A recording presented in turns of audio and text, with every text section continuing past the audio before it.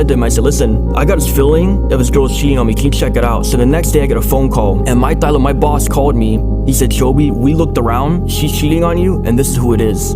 And I just lost it, because that guy who she went with, he was also involved with the triad groups. And this guy, I actually fought him before. I remember calling now with my ex-girlfriend, and I said, listen, I'm gonna fly back to Penang, and I want you to tell him I got a present for him. So I bought a plane ticket, and the day I'm leaving to the airport, I actually grabbed that New Testament Bible that my friend gave to me from Penang. And as I'm leaving the door from my house, my mom's standing there, and she's crying, you know, because she knows I'm going back to do something. She said to me, she said, son, she said, look at me. And I looked at my mom, and she said, I want to tell you something. So I prayed a prayer I never prayed before in my life. So I prayed to God that he would do whatever it takes to get you to him, to bring you to Christ, you know. But when she told me that, I felt like something was gonna happen on my trip. And so I get to the airplane, and I pull out the New Testament Bible, and I'm still filled with this rage, you know. And here I can't read. I've never read a book in my life. And I'm flipping through these pages, right? And I see these words pop out, and it said, in 3 days,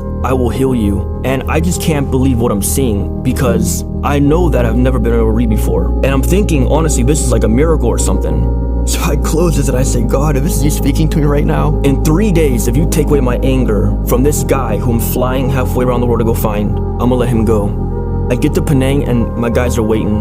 And I told him, listen, I need a few days. 3 days go by. I wake up in the morning on the 3rd day, and I just felt this peace in this room I woke up at. And I said, man, I came all the way here to find this guy, and I feel this peace. And peace was such a foreign thing to me. I didn't even understand what peace was. So I let that guy go. But that month, I spent the whole month in that city in Penang. And I went to a club, and after a few hours go by, my friend comes and says, hey Cho, our rivals are here. And I'm like, you know what, we just spent all this money on bottles, let's just have fun, and then let's just call it peaceful, you know, let's just go home, whatever. So the club closes, and then we go to eat food outside by the street. This car pulls up where we're eating, and our rivals, a different triad, is in that car. And they come up next to us, sitting down, and it was automatic. When they sat down, we started fighting right away. You know, we started fighting, and one of the guys got hurt pretty bad. Went back home. The next day, get a phone call. So these guys now, who we beat up the night before, are there. And my right-hand man, who was at the territory, called me and said, Chobi, these guys who you had a fight with, they're here looking for you. And I know they're coming to retaliate.